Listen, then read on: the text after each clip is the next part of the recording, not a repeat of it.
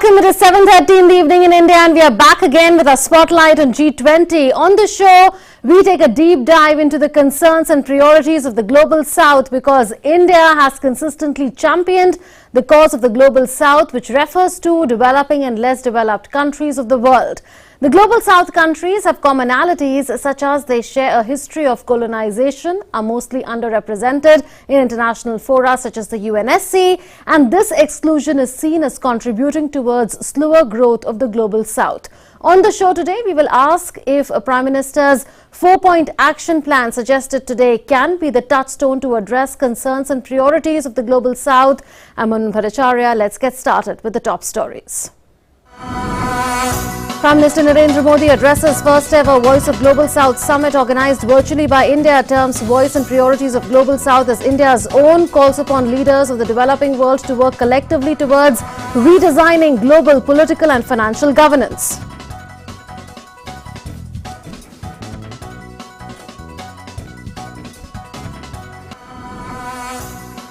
Bangladesh welcomes India's vision as president of G20 to ensure inclusive development under the theme One Earth, One Family, One Future. Prime Minister Sheikh Hasina places 6 proposals before the G20 platform for sustained global growth and development of the Global South.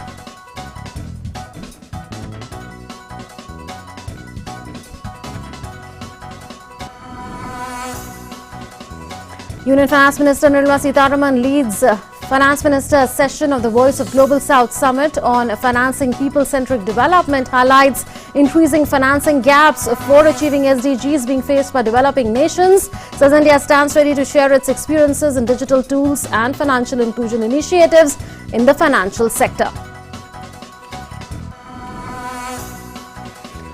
Union Environment Minister Bhupendra Yadav leads Environment Minister's session of Voice of Global South Summit on balancing growth with environment-friendly lifestyles. Says developed world must provide climate finance and technology.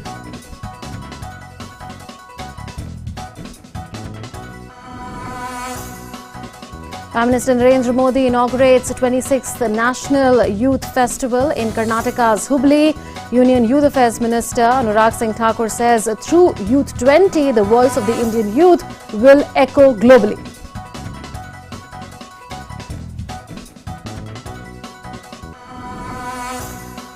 Think 20, an engagement group of G20, hosts a hybrid roundtable on finance, technology, people and partnerships, the building blocks of energy transition ahead of its 2-day Inception conference to lay the groundwork for what it aims to achieve this year.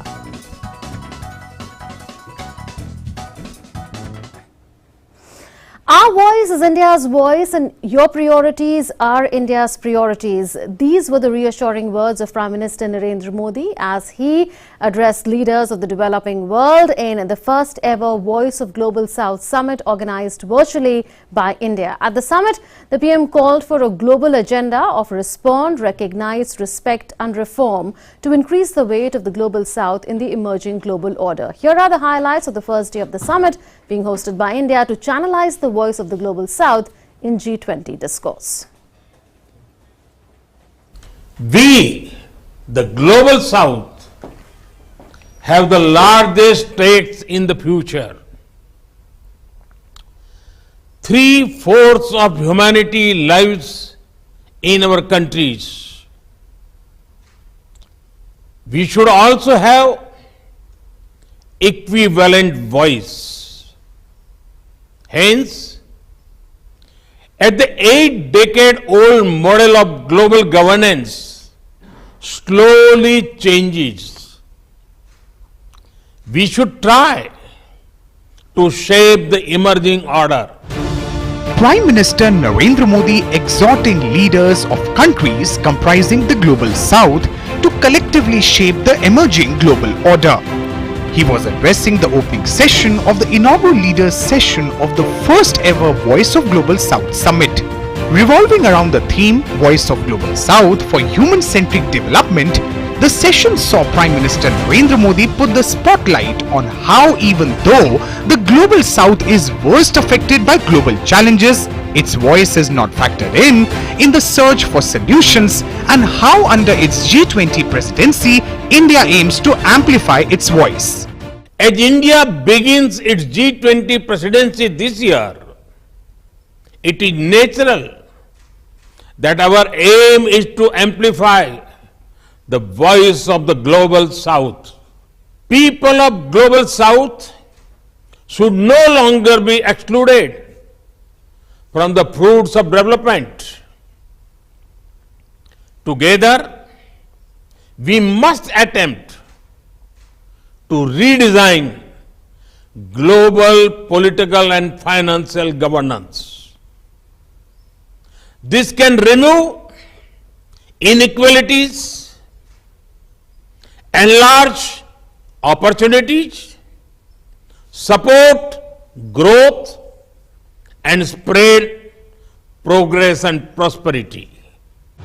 Prime Minister Narendra Modi also suggested a 4-point action plan to inform the global agenda, respond to the priorities of the Global South by framing an inclusive and balanced international agenda, recognize that the principle of common but differentiated responsibilities applies to all global challenges, respect sovereignty of all nations, rule of law and peaceful resolution of differences and disputes, and reform international institutions including the United Nations to make them more relevant. In his closing remarks, Prime Minister Narendra Modi summarized the concerns that were voiced by the leaders of the Global Summit in the inaugural Leaders Session. From your words, it is clear that human-centric development is an important priority for developing countries. Today's interventions also brought out the common challenges that are on the top of all our minds. These mainly concern the lack of resources for our development needs and increasing instability both in the natural climate and the geopolitical climate. Addressing a session on financing people-centric development, Union Finance Minister Nirmala Sitharaman underscored the economic challenges confronting the Global South and suggested possible ways to tackle them. India appreciates the role of international financial institutions and multilateral development banks in enabling the global economy to deal with numerous challenges. However, the unforeseen hardships that the pandemic posed for the world have exposed vulnerabilities at all levels and shown that a major scale-up of response mechanisms is required. We must explore mechanisms so that the support provided by these institutions is responsive to country-specific needs, sustainable as well as scalable. We believe that strengthening multilateral development banks is a key to addressing the global challenges of the 21st century. Over the next 2 days, the virtual summit will discuss 8 priority areas to produce new and creative ideas, which could become the basis of the voice of the Global South in G20 and other fora. Bureau Report, DD India. Addressing virtually the inaugural Leaders Session of the Voice of Global South Summit 2023, Bangladesh Prime Minister Sheikh Hasina welcomed India's vision as the President of G20 to ensure inclusive development under the theme One Earth, One Family, One Future. Prime Minister Hasina placed 6 proposals before the G20 platform to be addressed collectively for sustained global growth and development of the Global South. Referring to the Russia-Ukraine war and the COVID-19 pandemic, she said it is high time to work collectively for a just and fair economic order. In her proposals, she gave a call to maintain global peace and stability to achieve sustained global growth. She also called upon the world to develop a new paradigm to address inequality in a holistic manner in line with the Sustainable Development Goals. Prime Minister Hasina underscored the special financing support for most vulnerable countries, including least developed countries and climate vulnerable countries during the transition period. She also urged for bridging the digital divide to ensure equal opportunities for all. Union Youth Affairs Minister Anurag Singh Thakur participated in a National Youth Festival 2023 in Karnataka's Hubli. On a day it was inaugurated by Prime Minister Narendra Modi. Addressing the event, the Union Minister said that India has got a huge opportunity to host the G20 summit under the leadership of Prime Minister Narendra Modi. On Youth 20, he said it will help in taking the voice and participation of the Indian youth to the global level.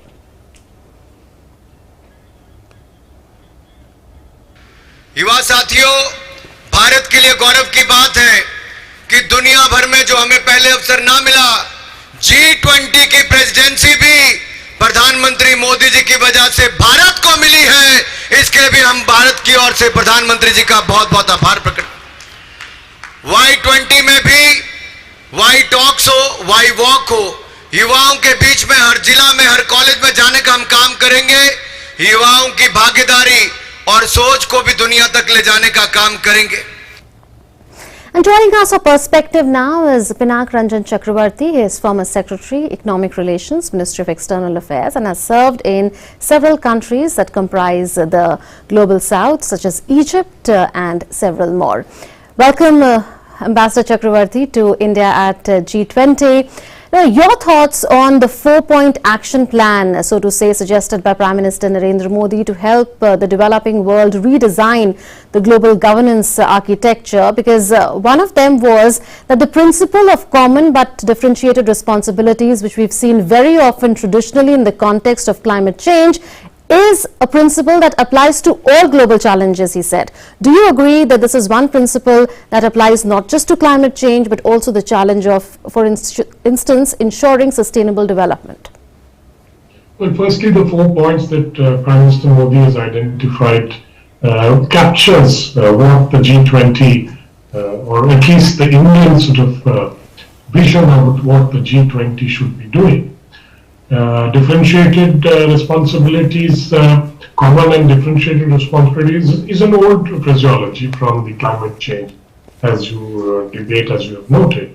But I must say that it can be expanded into other domains as well.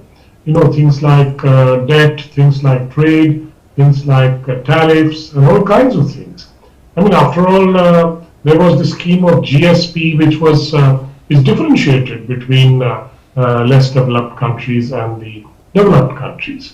So I think there are many issues that need to be tackled. We must have a more equitable world. This is the primary message that India is trying to send out. And let's get everybody together and discuss all this and have a harmonious world. And the other major point, of course, is the consumption related the points that India has been making, that you cannot continue with a lifestyle which the developed countries have adopted for quite some time, which will lead to unsustainable kind of growth and unsustainable damage to climate change. Fair enough. Let's come to the other point made by the Prime Minister. He spoke about how there is a need to respect sovereignty of all nations, rule of law, peaceful resolution of differences and disputes. There are concerns around BRI particularly, because India has been maintaining that this does not respect the sovereignty and territorial integrity of countries. There are also concerns about whether the countries that may be allowing BRI really stand to benefit more, or does China primarily stands to benefit as a result of that. Do you think that true development has to be democratized? It cannot be one-sided, and it cannot be at the cost of others, which is what the China model of building infrastructure in the global south has meant so far? Well, China's BRI model includes one very important thing. I'm not saying that it is not included in other programs of aid-giving countries, but here the Chinese model is very clear, that it seeks a strategic foothold everywhere in various parts of the world through the BRI project. And we have seen it happening in our region. Hambantota is a prime example. Gwadar is another prime example. So I think China is seeking a role which can only be described as that of a hegemon, which sort of seeks to dislodge the US, which was also a hegemon, but in a different way.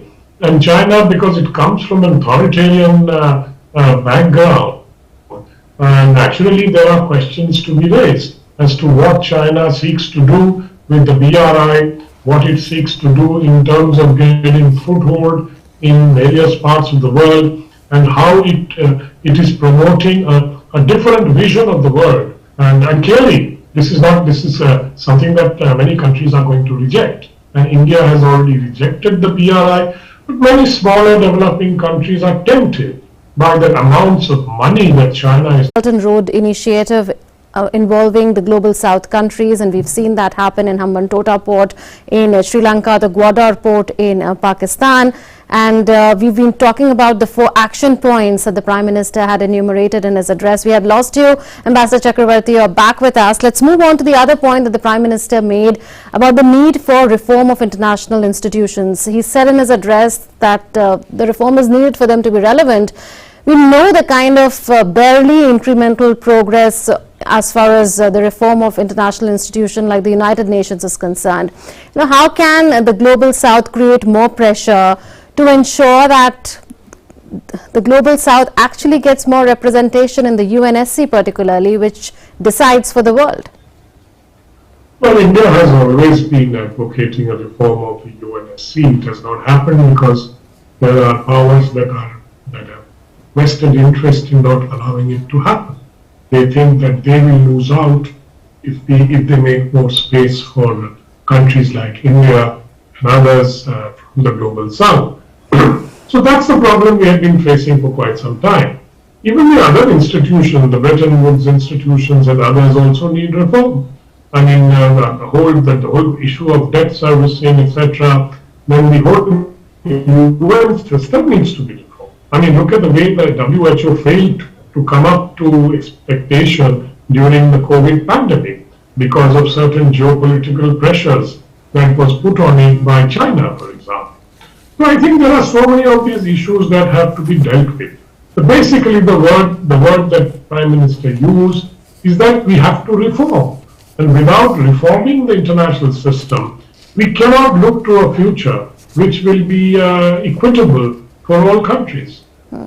And I was also going through the points made by Prime Minister Sheikh Hasina at the summit, and she called for a special financing support mechanism. If you also listen to the address of Finance Minister Nirmala Sitharaman, she also spoke about financing gap facing the developing countries when it comes to achieving the sustainable development goals, and she called for reforms of the international financial institutions and multilateral banks that you had also referred to. Ultimately, the Global South requires money. You require resources to meet your climate change challenges, or for sustainable development, or to make more vaccines at scale. So do you think that this particular platform is going to give the kind of impetus that is required for amplifying the voice of the Global South in this regard? Well, it's high time that after 78, 79 years of decolonization, that there must be some of the fact that in the colonial era, trillions of dollars of money was sucked out of these countries, and by these developed countries in Europe and elsewhere. Now they have a moral duty today to help these countries. Estimates have indicated that 45 trillion US sterling pounds were sucked out of India during the British colonial rule. It was one of the most exploitative, rules that the world has ever seen. So I think time has come. India has recovered. India has now the 5th largest economy, but that is because we have worked hard to get there. But the others have helped, minimally, I would say. Some kind of help they have given sometimes from time to time. But I think much more needs to be done. And I think the Western countries, the developed countries even fail to put up to the promise that they made for the climate fund.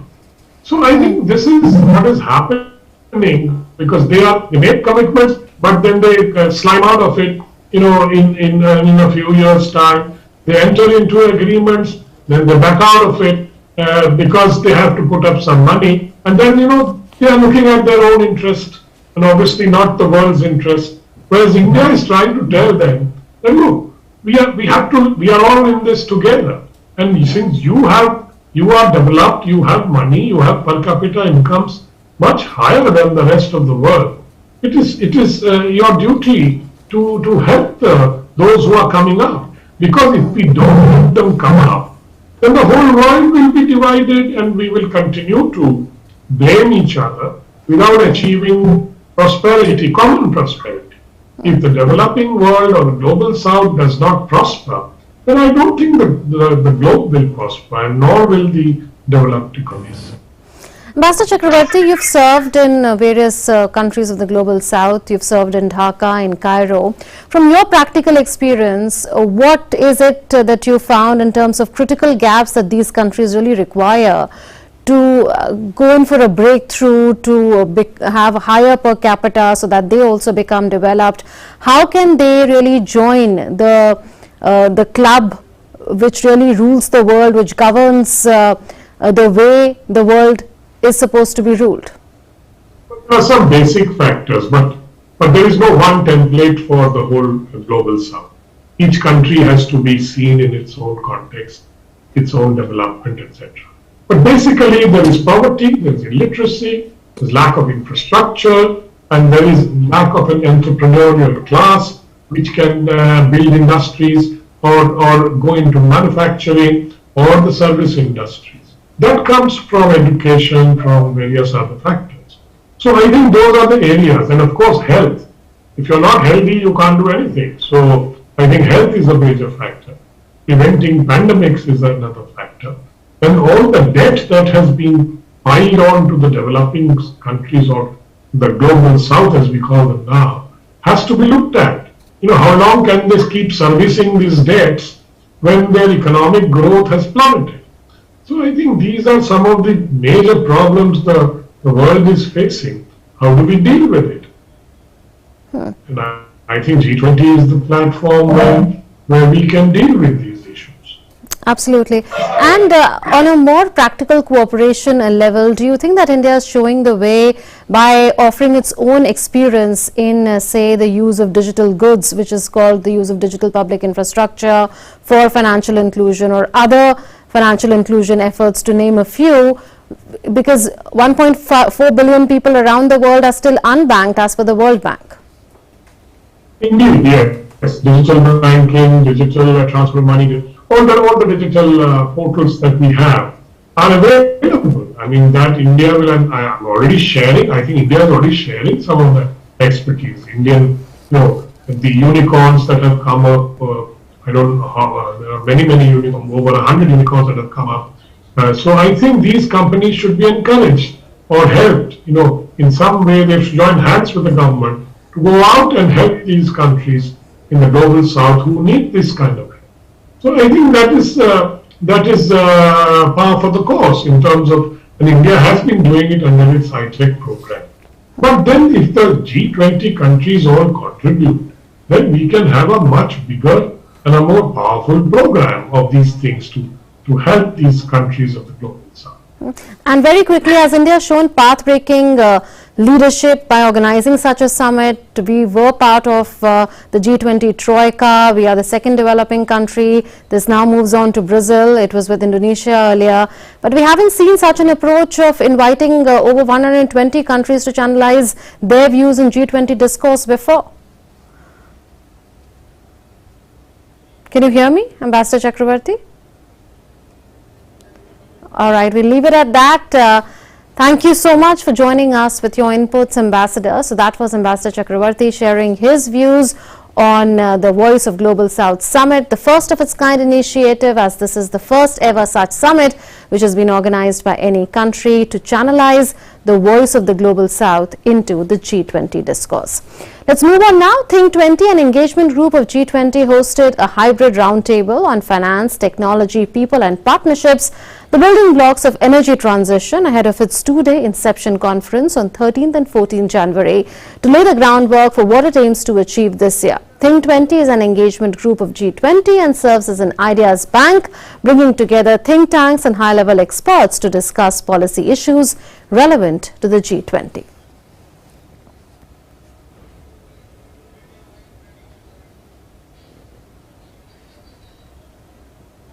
That's it then in this edition of India at G20. Thanks for watching.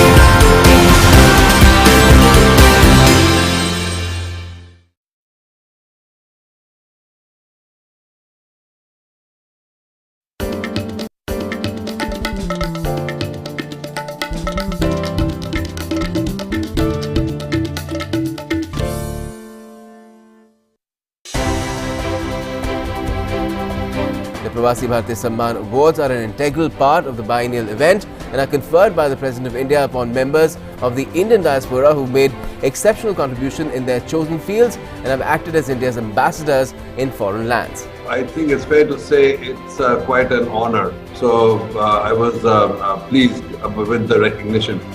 But as I reflect and I reflected on this issue, it's really as much a recognition